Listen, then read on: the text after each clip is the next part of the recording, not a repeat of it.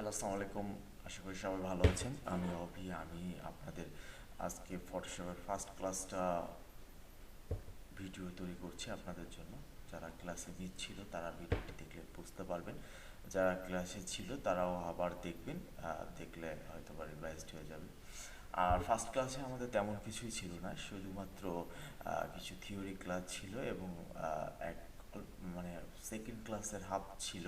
সেখানে শুধুমাত্র কিভাবে রেক্টেঙ্গেল মার্ক টুল ইউজ করতে হয়, দু চারটা টুলসের কাজ ছিল। তো ফার্স্ট ক্লাস যারা মিস করছেন তাদের জন্য সমস্যা নাই, বাট সেকেন্ড ক্লাস থেকে মিস করলে কিন্তু কঠিন হয়ে যাবে রিকভার করা। সো সেকেন্ড ক্লাসটা মিস করবেন না। ফার্স্ট ক্লাসে যা ছিল আমি এখন সব কিছুই ডিসক্রাইব করব। একটু দেখেন, ভিডিওটা দেখলে বুঝতে পারবেন। প্রথমে দেখেন, আমাদের এটা হচ্ছে আমাদের কোর্স কারিকুলাম। এটার ভিতরে আমাদের টোটাল 24 ক্লাসে কি হবে টোটাল বিষয়টা ক্লিয়ার করা হয়েছে এবং আপনারা দেখে দেখে এভাবে কাজ করতে পারবেন। আমি মনে করি ফার্স্ট ক্লাসটা যদি মিস করেন তাহলে কোনো সমস্যা নেই, আপনি রিভিউ ক্লাস করতে পারবেন সেকেন্ড ক্লাসে। এবং আপনি কিন্তু পরবর্তীতে এই ভিডিওটা দেখেও কিন্তু রিকভার করতে পারবেন। বাট আপনি যদি সেকেন্ড ক্লাসটা মিস করেন, সেক্ষেত্রে সেকেন্ড ক্লাসটা কিন্তু একদম প্র্যাকটিক্যাল কাজের শুরু। সেক্ষেত্রে কিন্তু পরবর্তীতে রিকভার করানো কঠিন। আমি যতই রিভিউ করে দিই না কেন, আপনার কাছে কঠিন মনে হবে, কারণ আমি ক্লাসে 2 ঘন্টা যেটা রিভিউ মানে ক্লাস নিব, সেটা আমি হয়তো বা 20 মিনিটের কতটা ভালোভাবে রিভিউ দিতে পারবো, এটা আপনারা নিশ্চয়ই বুঝবেন। আচ্ছা, আমি একটু নেক্সটে যাই। যে আপনি যদি 2 নম্বর বা 3 নম্বর ক্লাস করেন, এরপরে যদি আপনি আবার একটা দুটো ক্লাস মিস দেন, সেক্ষেত্রে কোনো সমস্যা নাই, কারণ আমাদের কোর্স কারিকুলামটা ঠিক ওইভাবে সাজানো হয়েছে। দেখেন, আপনি যেমন ক্লাস 4 যদি আপনি মিস দেন, কোনো সমস্যা নাই, ক্লাস 4-এ যা ছিল এই টুলসগুলো আমি ভিডিও দিলে আপনি দেখে দেখে শিখতে পারবেন, বুঝতে পারবেন। কিন্তু প্রথম যখন শুরুটা আপনি যদি মিস করেন, সেক্ষেত্রে কঠিন। সো শুরুটা আপনাকে ভালো রাখতে হবে। সাপোজ আমি একটা এক্সাম্পল দিই। আপনি যদি ট্রেনে না ওঠেন, আপনি কিন্তু গন্তব্যস্থানে পৌঁছাতে পারবেন না। বাট একবার ট্রেনে উঠে যখন যাবেন, তখন কিন্তু আপনি আপনার যে কোনো যে পছন্দ মতো জায়গায় যে বসতে পারবেন, যেখানে যে সিটে মন চায় বসতে পারবেন, বা দাঁড়ায় থাকতে পারবেন, বসে থাকতে পারবেন, কিন্তু গন্তব্যস্থানে পৌঁছাতে পারবেন। আস্তে পৌঁছান আর জোরে মানে দ্রুত পৌঁছান।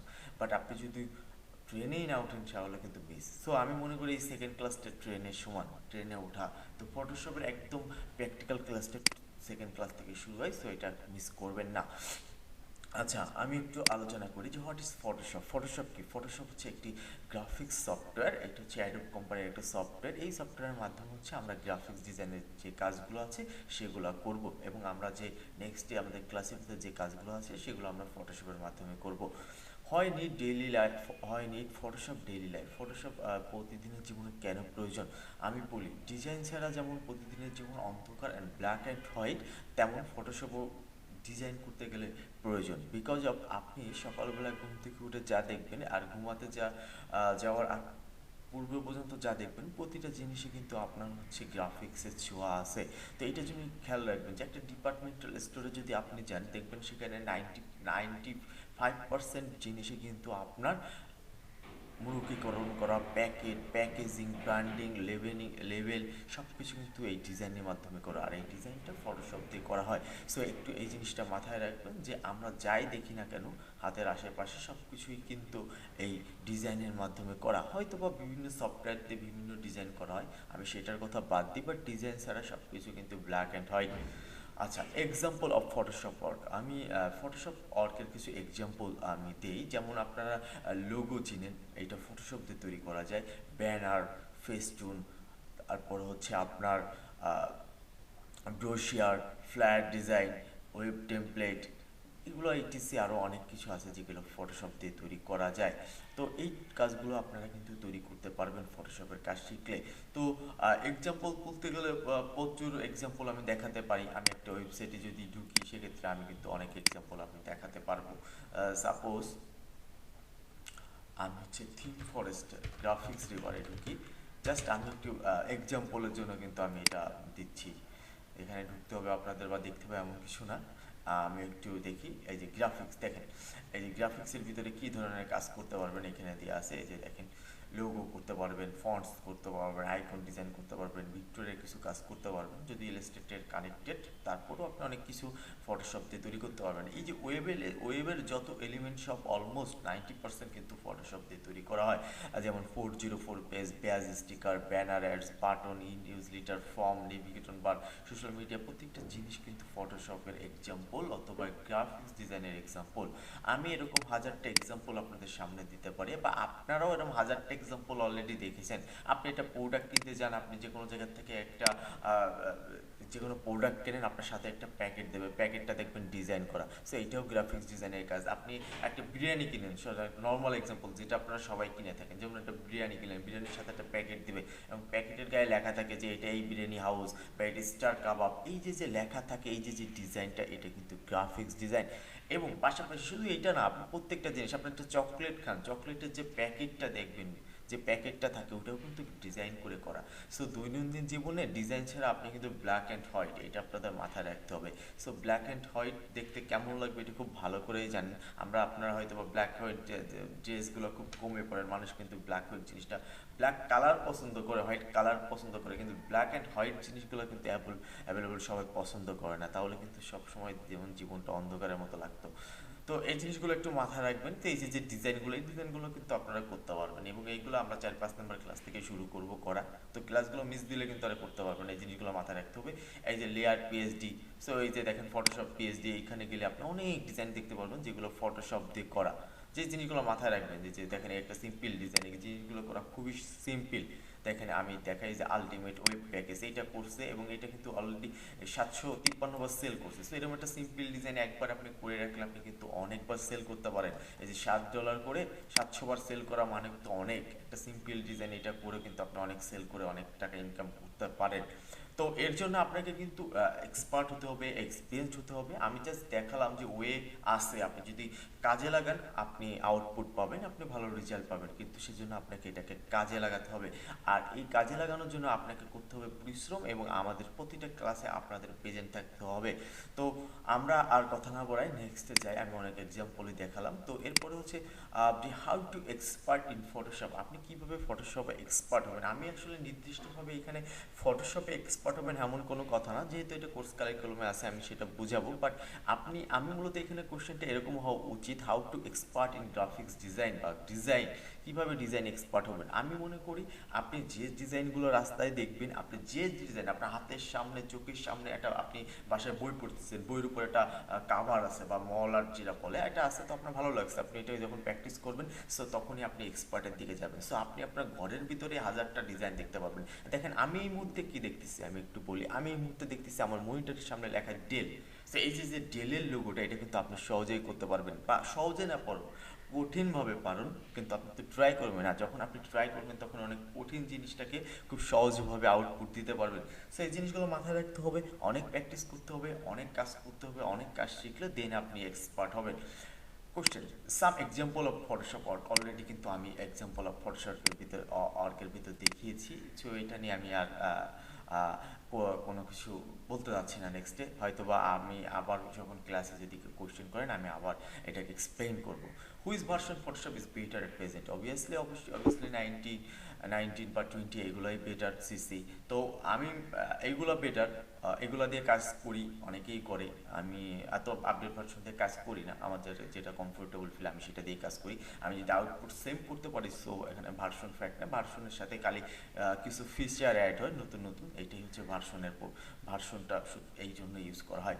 Which version is Photoshop will use for class, আমরা কোন ফটোশপ ভার্সনটি ক্লাস ইউজ করব।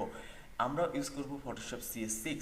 আপনারা অনেকে মনে করতে পারেন এত ব্যাকডেটেড ভার্সন ইউজ করব কেন, কিন্তু আমি মনে করি ফটোশপ 6 এত ব্যাকডেটেড ভার্সন না, এটা মিড লেভেল, একদম ব্যালেন্সড একটা পজিশনে আছে, না অনেক ব্যাকডেটেড না অনেক আপডেটেড। আমরা এই ভার্সনটাতে শিখাই কারণ এটা সব জায়গায় অ্যাকসেপ্টেবল, এবং এই ভার্সনটা একটু লো কনফিগারেশনের পিসিতেও আপনি ইউজ করতে পারবেন। এইটা আপনি একটু হাই কনফিগারেশনের পিসিতেও ইউজ করতে পারবেন, সো ল্যাপটপেও ইউজ করতে পারবেন, যে কোনো জায়গায়। যে কারণে কিন্তু এইটা খুবই ইম্পর্টেন্ট।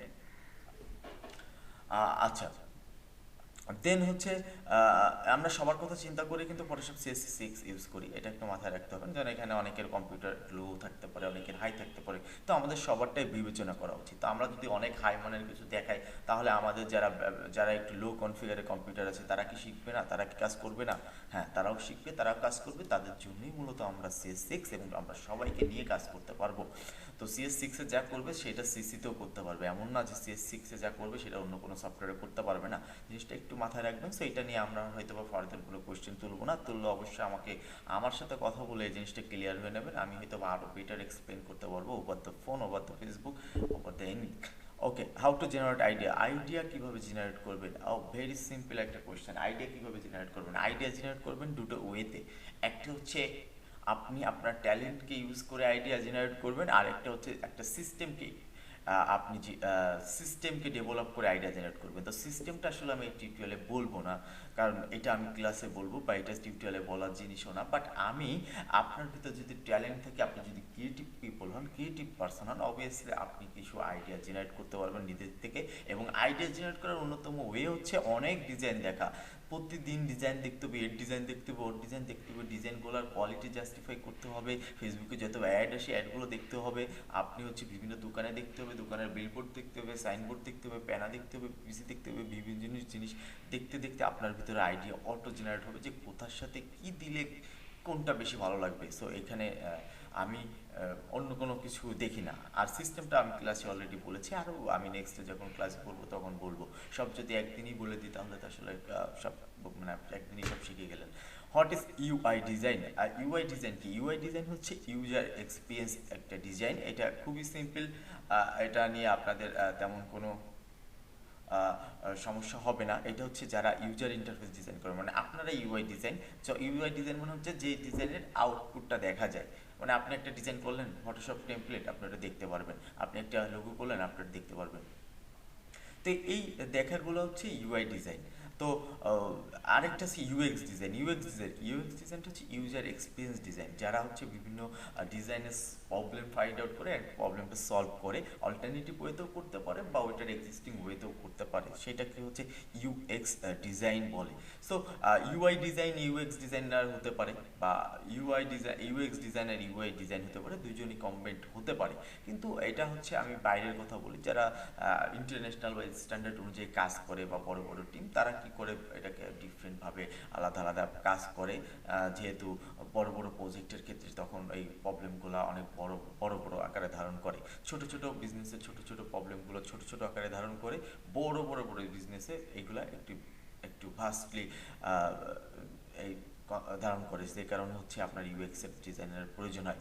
ইনস্টল ফটোশপ, এটা আমি ইনস্টল করা অলরেডি, আমি প্রিভিয়াস একটা ভিডিওতে দেখেছি কীভাবে আপনি ফটোশপ ইনস্টল করতে হবেন। এরপরেও যদি আপনি না পারেন, সেক্ষেত্রে অবশ্যই গ্রুপে নক দিবেন, অথবা আমাদের দুইজন হচ্ছে টেকনিক্যাল সাপোর্ট আছে। আমাদের দুইজন টেকনিক্যাল সাপোর্ট কিন্তু অলওয়েজ আপনাদের সাথে আছে। এবং আমি কিন্তু দেখি আমাদের টেকনিক্যাল সাপোর্ট কিন্তু সবসময় কাউকে না কাউকে সাপোর্ট দিচ্ছে, কমেন্ট দেখি, তাদের গ্রুপে মেসেজ দেখি। সো তার সাথে কানেক্ট করবেন। তো আপনাদের বেসে যে মূলত সাপোর্ট দিচ্ছে তার নাম হচ্ছে এয়ার শাকিল আব্দুর রহিম। যে কোনো নামেই তাকে কল করতে পারবেন, সে অনেক হেল্পফুল, আপনাদের যে কোনো বিষয়ে সে আপনাদের হেল্প করবে।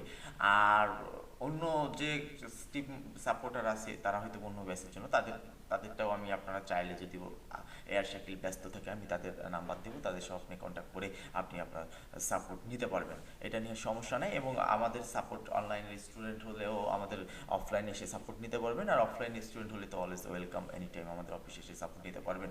আচ্ছা, ফটোশপের বিষয় বলি। পোর্টেবলের বিষয়টা আমি একটু ক্লিয়ার করি। পোর্টেবলটা হচ্ছে শুধুমাত্র তাদের জন্য যারা এই 8 জিবির প্যাকেজটা ডাউনলোড করতে ব্যর্থ হচ্ছে এবং পারতেছে না নেটের কারণে, বা কোনো একটা সমস্যার কারণে এটা ডাউনলোড করতে পারতেছে না, শুধুমাত্র তাদের জন্য হচ্ছে এই পোর্টেবল ভার্সনটা। এটা দিয়ে আপাতত কাজ চালাতে পারবে, আপাতত না, সবসময় কাজ চালাতে পারবে, বাট কিছু কিছু সমস্যা হতে পারে।